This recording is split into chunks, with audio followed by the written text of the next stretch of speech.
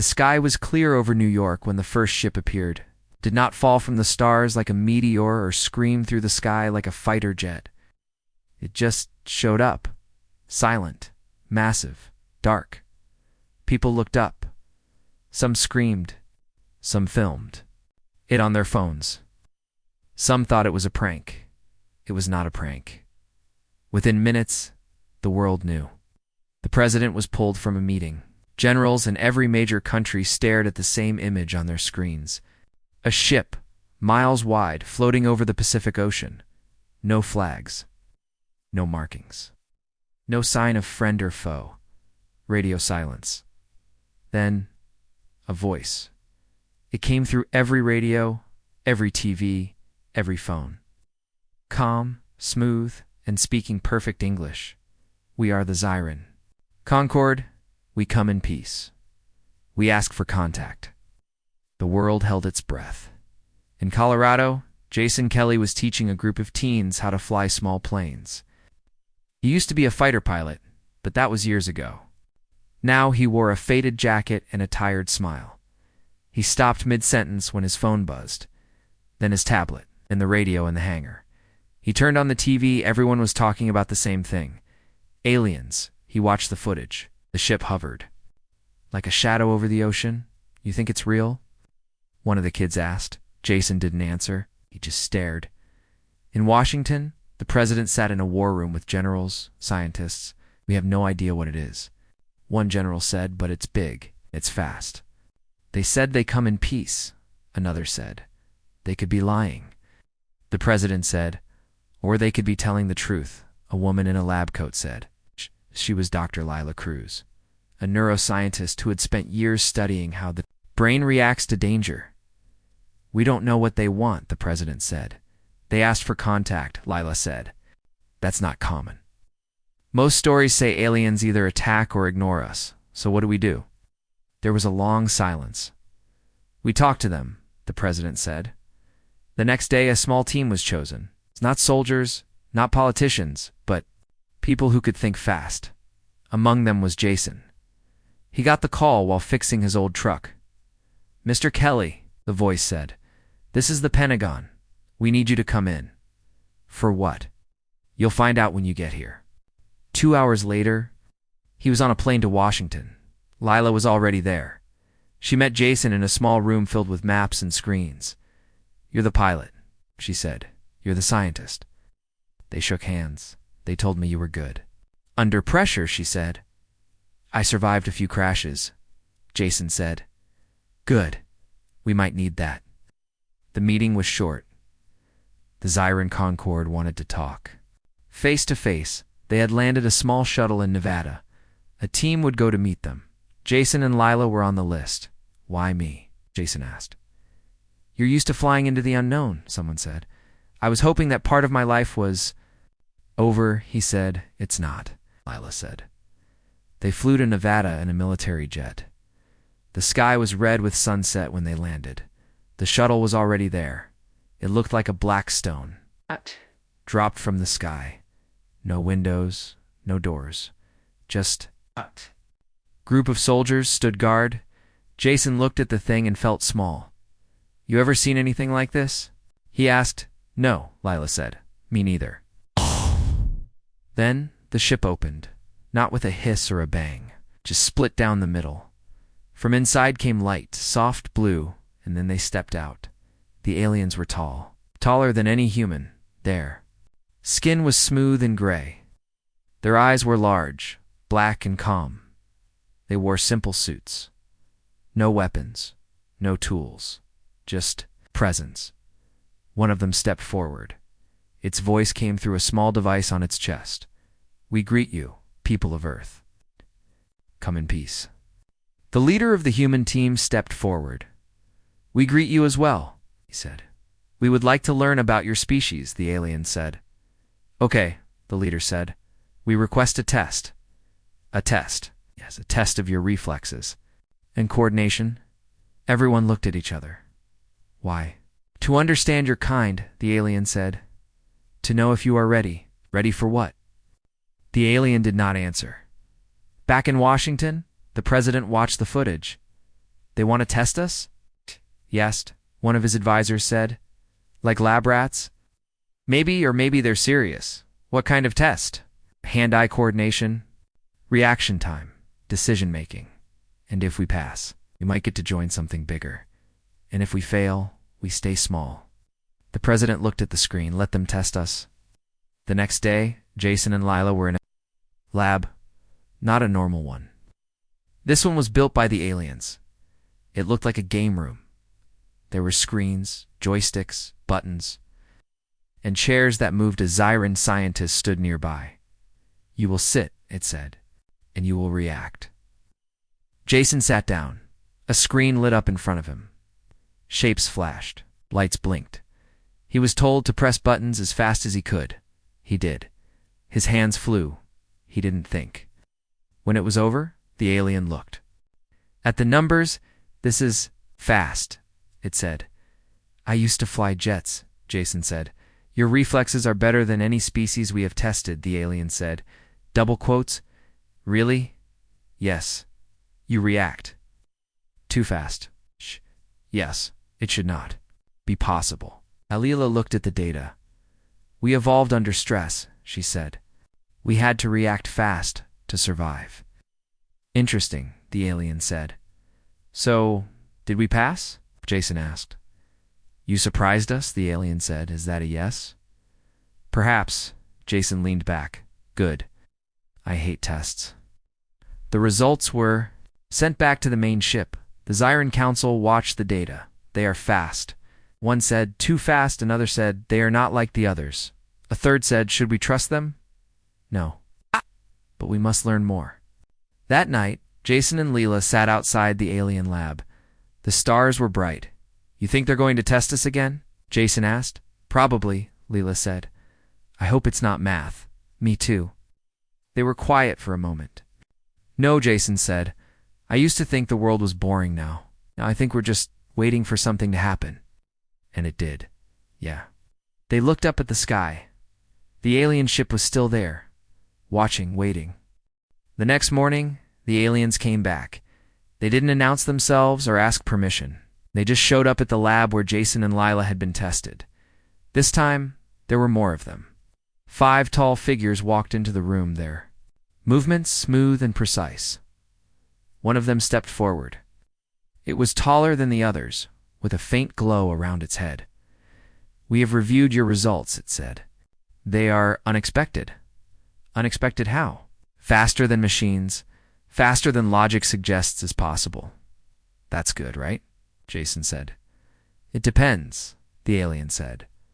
On what? On why? Jason frowned. Why we're fast. Isn't that just evolution? Perhaps the alien said.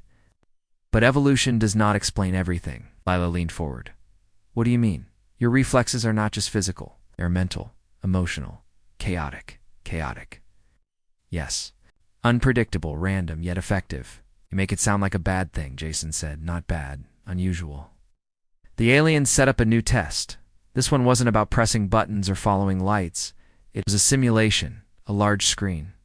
Lit up, showing a cockpit. You will pilot this, the alien said. Pilot what? Jason asked a ship. In a virtual environment? He sat down. The screen changed. He was no longer in the lab. He was flying through space. Stars zipped past. Planets loomed in the distance. Then, something appeared on the screen, an asteroid field. Navigate through it, the alien said. Jason gripped the controls. The asteroids moved fast. Too fast? He dodged them, weaving left and right. His heart raced. His hands moved without thinking. Behind him, Lila watched. He's good, she whispered. Better than good, the alien said. When the simulation ended, Jason leaned back. Not bad, he said. Better than not bad, the alien said. Next. It was Leela's turn. Her simulation was different. She was placed in a room filled with puzzles. Lights blinked. Numbers flashed. Symbols rotated. Solve these, the alien said. Leela stared at the screen. Her mind raced. She saw patterns, connections, possibilities. Her fingers flew over the controls, one puzzle after another. Aliens watched silently. Remarkable. One said, "Humans are adaptable," Lila said. "Too adaptable." The alien said. After the tests, the aliens gathered the results. They spoke among themselves in low tones. Jason and Lila waited. Finally, the tall alien turned to them. "Your species is unique," it said. "Unique how?" Jason asked. "You thrive in chaos. Most species avoid it. Fear it, destroy it. You embrace it. So we're good at being messy? In a way, yes. Is that why you're testing us?" Leela asked. "Partly. And the rest? We want to know if you can handle power." Power? Knowledge. Technology. Responsibility. "Why now?" "Because you are ready." "Ready for what?" Jason asked. "A union of species. A council of worlds. Like a club? More than a club. A partnership. A shared destiny. And if we say no, you stay as you are, alone. And if we say yes, you become part of something greater." Back in Washington? The president listened to the report. "They want us to join." "Them?" he asked, double quotes. "Yes," one of his advisors said. "Why?" "They think we're special." "Special how?" "Fast, smart, unpredictable." "It's unpredictable." "Yes, they say we're good at chaos." "Is that a compliment?" "Depends on who you ask." The president leaned back. "Do we trust them?" "We don't have a choice," one general said. "We always have a choice." The president said. Meanwhile, Jason and Lila were flown back to Washington. They were brought to the same war room where the first meeting had taken place. The president was there. So were generals, scientists, and diplomats. "Tell me what happened," the president said. Jason and Lila told him everything. About the tests, the simulations, the offer. "They want us to join their club," Jason said. "Their council." Lila corrected. "Same thing." "What do you think?" the president asked. "I think we should say yes," Jason said. "Why?" "There are always risks," Lila said. "True. But the rewards could be worth it." "Like what?" "Knowledge, technology, allies. And if they betray us, then we fight back," Jason said. The president looked at him. "You sound confident." "I've seen worse odds," Jason said. The decision was made quickly. Humanity would accept the aliens' offer. A delegation was chosen. Jason and Lila were part of it. They were flown to Nevada again, this time. The alien shuttle was waiting for them. "Are you ready?" the tall alien asked. "As ready as we'll ever be," Jason said. "Good." The shuttle opened. Inside, it was dark. Silent Jason and Lila stepped in. The door closed behind them. The journey was short. When the door opened again, they were on the alien ship. It was huge. The floors glowed faintly. Aliens walked past them. Some glanced at the humans. Others ignored them. "Follow me," the tall alien said. They walked through corridors, past rooms filled with screens and machines. Finally, they reached a large chamber. In the center was a table. Around it sat aliens, different shapes, different sizes, different colors. "Welcome," one of them said. "Thank you," Jason said. "You are here to join the Zyran Concord," another said. "Yes," Lila said. "Then you must prove yourselves." "Prove ourselves how?" "With a final test?" "Another test?" Jason asked. "Yes. One that measures not just speed, but wisdom." "Wisdom?" "Yes, the ability to make hard choices." "Hard choices?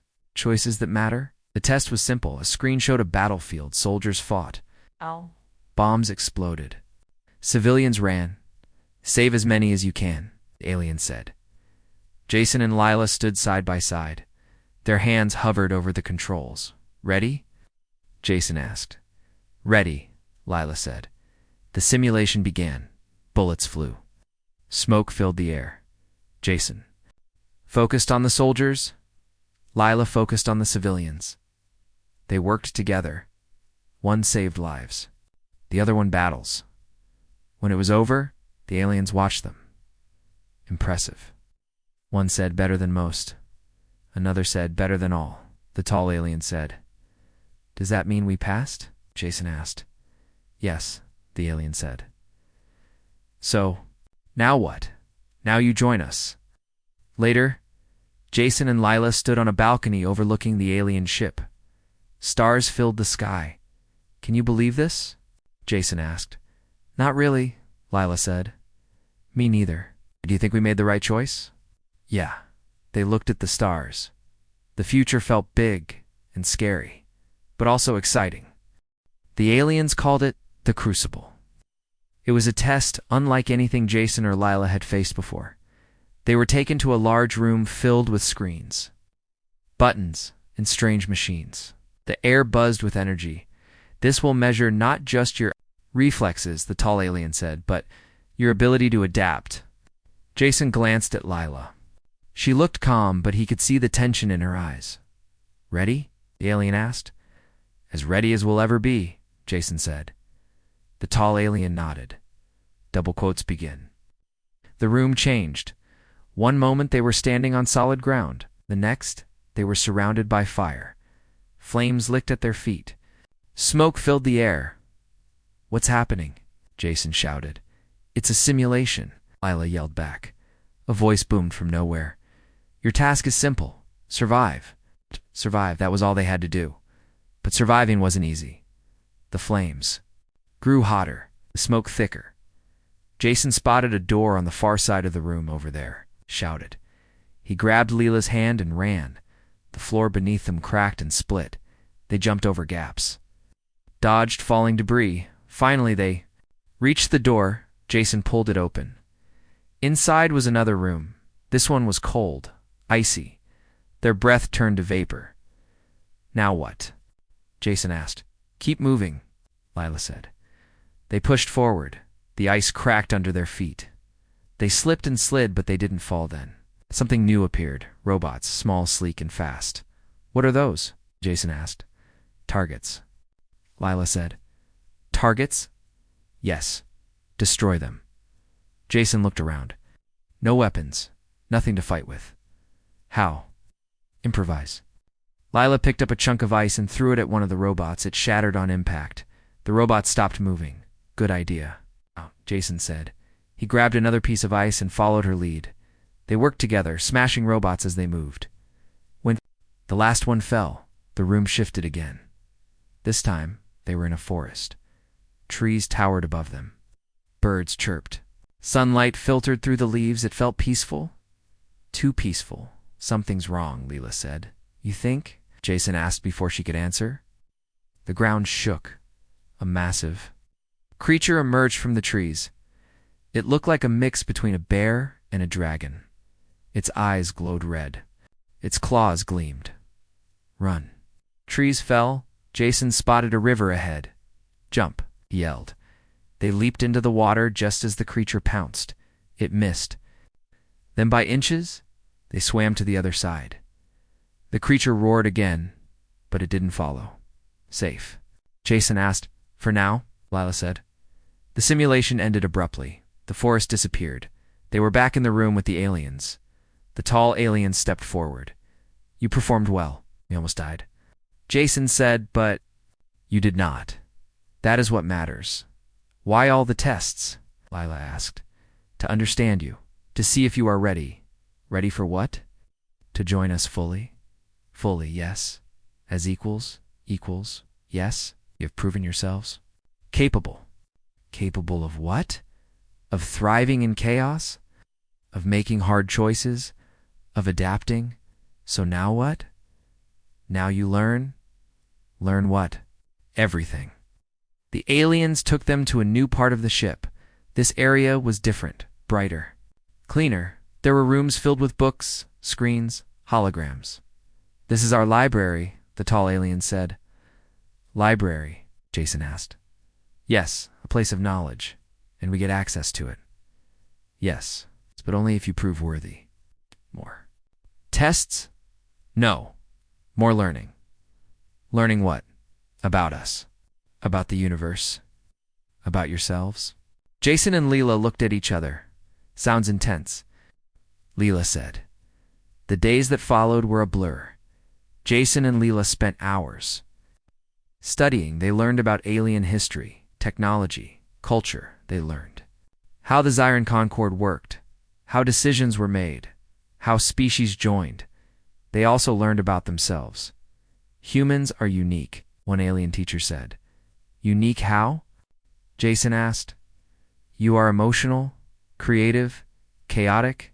Chaotic? Yes. Unpredictable. Random, yet effective.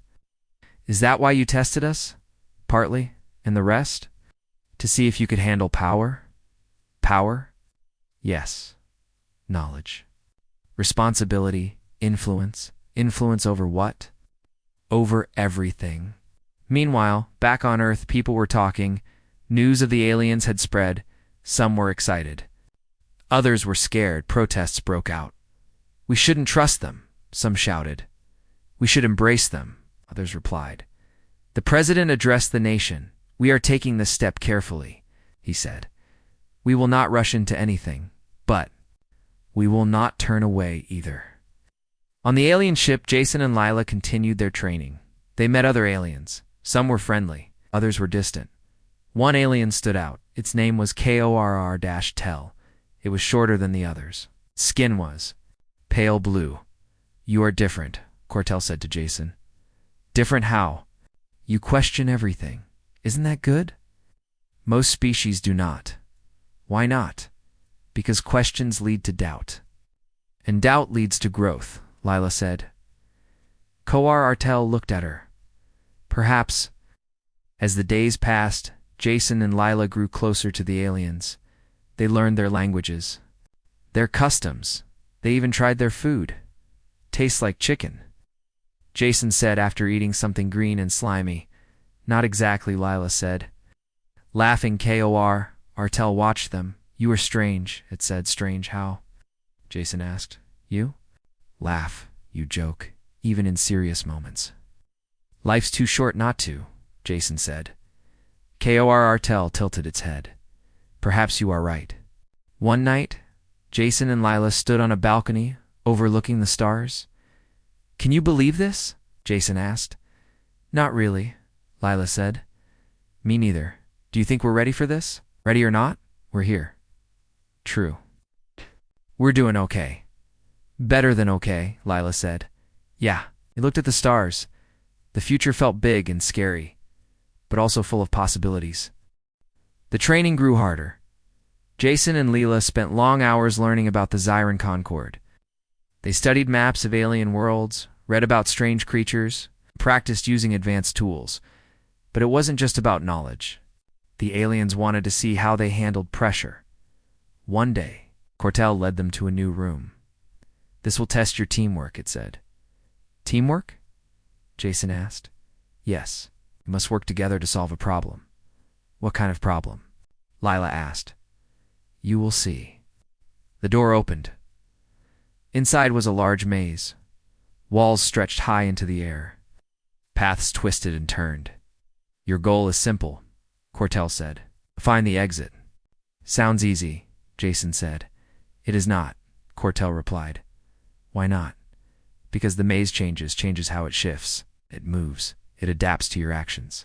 Lila said yes. And trust each other. Trust each other? Yes. You cannot do this alone. Jason looked at Lila. Double quotes ready. Ready, she said. They stepped into the maze. The walls were smooth and cold. The air was still. At first, the maze seemed simple. Straight. Paths. Clear directions. But then the walls began to move. One moment, they were walking down a straight path. The next, the way was blocked. This way, Jason shouted, turning left. They ran. The maze shifted again. A wall appeared in front of them. Back. Lila yelled. They turned around. Another wall blocked their path. We're trapped, Jason said. Double quotes. No, we're not, Lila said. She looked up. Climb what? The walls? Jason hesitated. Can we do that? We have to? Lila grabbed a ledge and pulled herself up. Jason followed. From above, They could see the maze clearly. Paths twisted like snakes. Walls moved like waves. Now? What? Jason asked. Follow me, Leela said. She pointed to a path below. That way. They dropped down and ran. The maze kept changing, but they stayed ahead of it finally. Still, they saw the exit. A bright light shone through an opening. We made it, Jason said. Not yet, Lila said. A loud rumble filled the air. The walls began to close in. Run. Lila shouted. They sprinted toward the light, just as the walls crashed behind them. They burst through the exit. Outside, Cortel waited. You did well, it said. Double quotes. Well, you almost got crushed, Jason said. But you did not. That is what matters. Why all the tests? Leela asked. To see if you can adapt, if you can trust, if you can survive. And did we pass? Yes. So now what? Now you learn more. More? Yes. About us. About yourselves. The next day, Jason and Lila were taken to a new part of the ship. This area was different, quieter, darker. There were screens on the walls. Holograms floated in the air. This is our history, Cortel said. History? Jason asked. Yes, the story of the Zyran Concord. Why are you showing us this? Lila asked. Because you need to understand us. Understand what? Or? Past our mistakes? Our victories' mistakes? Yes, we have made many. Like what? Wars? Betrayals? Failures? Yes, times when we thought we were strong, but we were weak. Weak? How? Too slow? Too rigid? Too afraid of change? Afraid of change? Yes, most species fear chaos. They try to control it, destroy it. Humans embrace it. Is that why you tested us? Partly, and the rest, too. See if you can help us. Help you with what? With survival. Survival, yes. The universe is dangerous, unpredictable, chaotic. And we're good at chaos, Jason said. Yes, as they learned more about the Zyran. Concord, Jason, and Lila began to see things differently. The aliens weren't perfect. They weren't gods, they were just people. People with fears, hopes, dreams. You're not so different from us, Jason said one day. Different how? Cortel asked. You think you feel? You make mistakes? Yes, but we also learn. So do we, Lila said. True, but you learn faster. Faster. Yes. Your brains are wired for chaos, for unpredictability. Is that why you want us? Partly, and the rest. To see if we can coexist. Coexist? Yes. Peacefully. Equally. Equals. Yes. No species is better than another, even yours, especially ours. Meanwhile, back on Earth, the world was watching. News of the aliens spread everywhere. Some people were excited. Others were scared. Protests continued. We shouldn't trust them, some shouted. We should embrace them. Others replied. The president addressed the nation again. We are taking this step carefully, he said. We will not rush into anything, but we will not turn away either. On the alien ship, Jason and Lila kept learning. They met more aliens. Some were friendly. Others were distant. One alien stood out. Its name was VRN-Zach. It was tall and thin. Its skin was silver. You are brave, VRN-Zach said to Jason. Brave how? You face the unknown without fear. Not without fear, Jason said. Then with courage, I guess. Courage is rare. Not for humans, Lila said. True, courage alone is not enough. What else is needed? Wisdom. Wisdom is the ability to make hard choices. Hard choices. Choices that matter. As the days passed, Jason and Lila grew closer to the aliens. They learned their languages, their customs. They even tried their games. One game involved moving small stones across a board. It's like chess, Jason said. But harder, Lila said. Why? Because the rules keep changing. Changing how? Depending on the players, so it's unpredictable? Yes, like life. Life is a game. Sometimes. One night, Jason and Leela stood on a balcony overlooking the stars. "Can you believe this?" Jason asked. "Not really," Leela said. "Me neither. Do you think we're ready for this? Ready or not, we're here." "True. And we're doing okay." "Better than okay," Lila said. "Yeah." They looked at the stars. The future felt big and scary, but also full of possibilities. The aliens called it the trial. It was the final test before Jason and Lila could officially join the Zyran Concord. "This will be different," Cortel said. "Different how?" Jason asked. "It will test not just your skills, but your hearts. Our hearts?" "Yes. Your courage, your compassion, your ability to make sacrifices." "Sacrifices?" Lila asked. "Yes. Choices that matter." Jason and Lila looked at each other. "Ready?" Cortel asked. "As ready as will?" "Ever be," Jason said. "Then follow me." They were taken to a new room. It was round, with walls made of glass inside. There was a table. On the table was a small box. "What's in the box?" Jason asked. "Open it and see," Cortel said. Jason hesitated. "Go ahead," Lila said. He opened the box. Inside was a hologram. It showed a planet, a beautiful planet, green forests, blue oceans, white clouds. "This is your home," Cortel said. "Earth?" Jason asked. "Yes." "Why are you showing us this?" "'Cause this is what you are fighting for." "Fighting?" "I thought this was a test." "It is but tests. It can feel like battles." "What do we have to do?" Lila asked. "Choose." "Choose what? Between two paths?" "Two paths? Yes. One leads to survival, the other to destruction." "Destruction of what?" "Of Earth." "Jason." And Lila froze. "You're serious?" Jason asked. "Deadly serious," Cortel said. The hologram changed. Now it showed two scenarios. In the first, Earth was thriving. People were happy. Cities were clean. Technology was advanced. In the second, Earth was burning. Fires raged. Skies were dark. People screamed. "How do we choose?" Lila asked. "By solving a puzzle," Cortel said. "A puzzle?"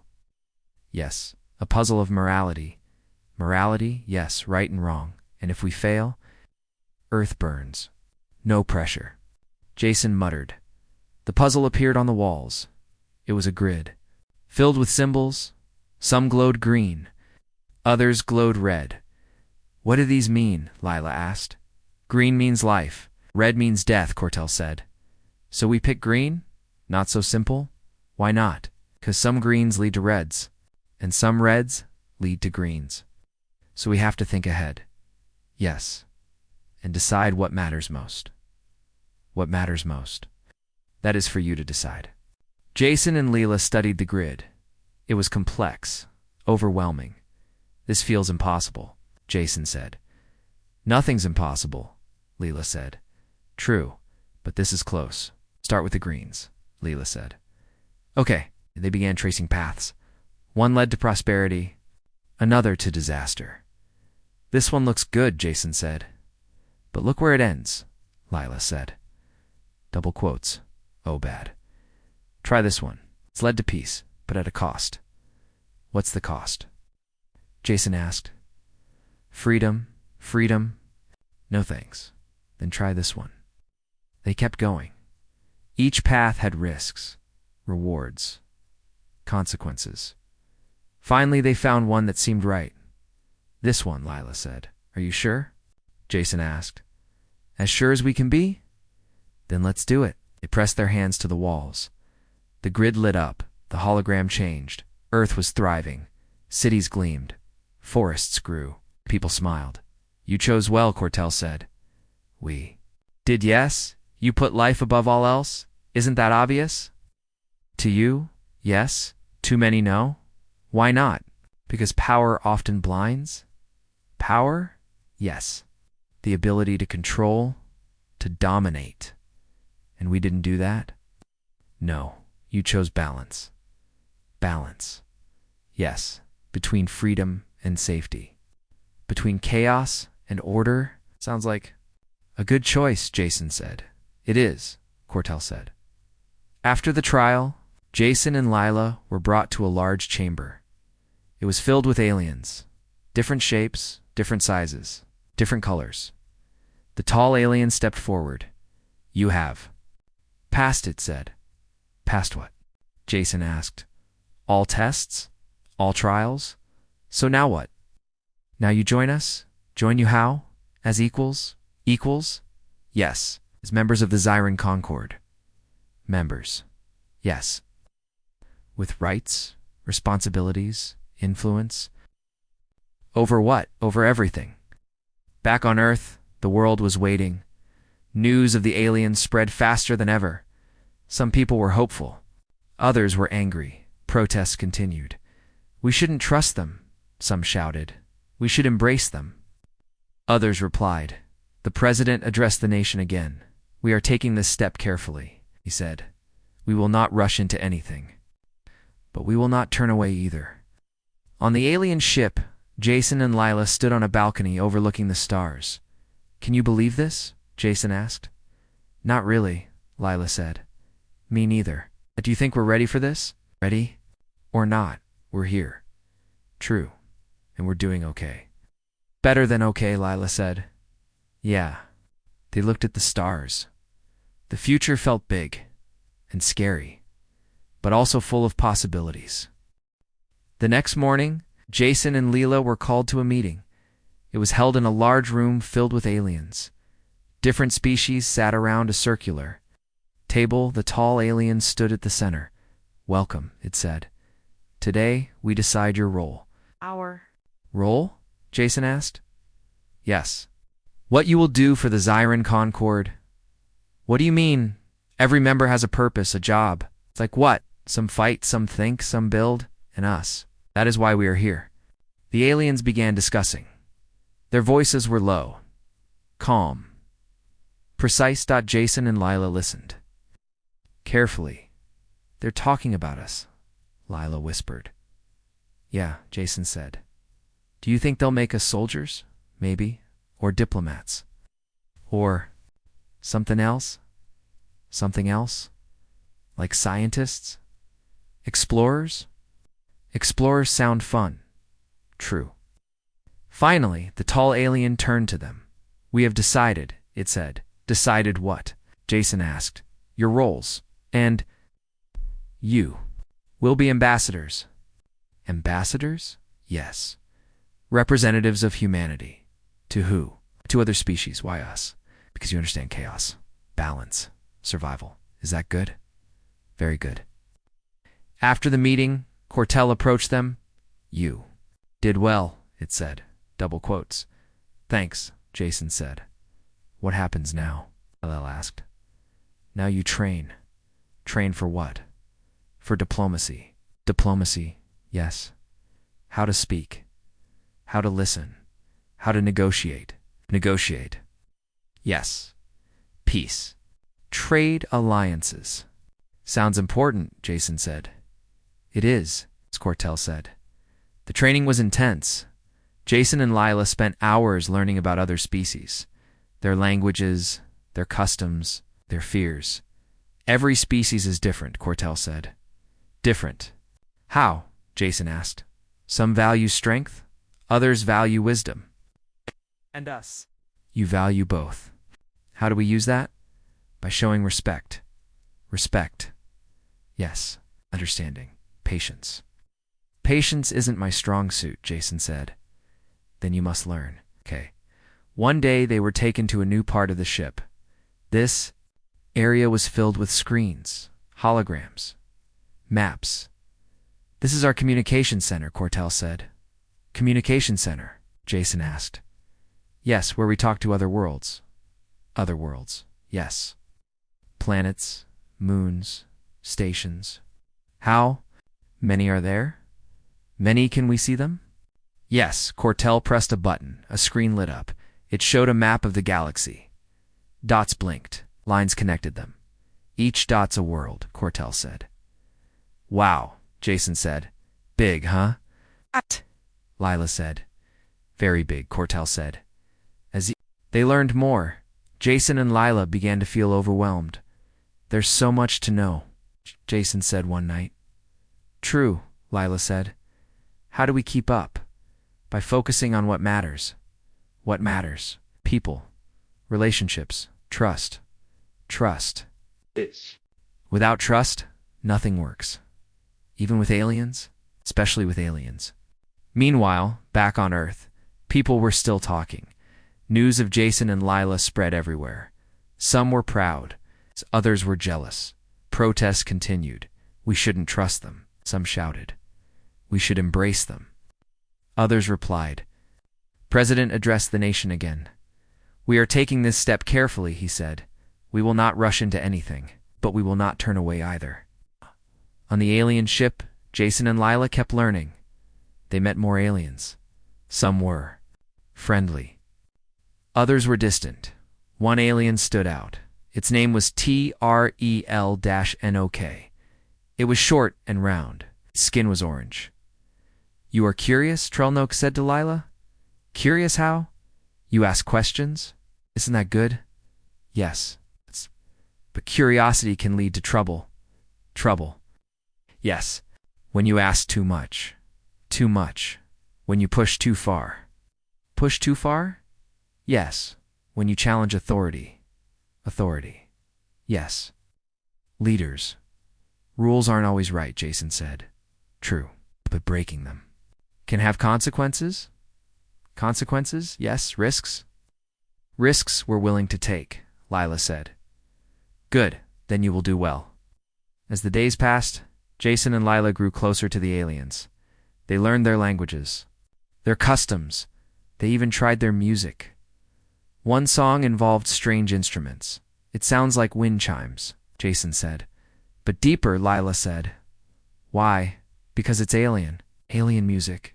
Yes, beautiful, isn't it? It's beautiful and strange. One night, Jason and Lila stood on a balcony overlooking the stars. Can you believe this? Jason asked. Not really, Lila said. Me neither. Do you think we're ready for this? Ready or not, we're here. True. And we're doing okay. Better than okay, Lila said, double quotes. Yeah. They looked at the stars. The future felt big and scary.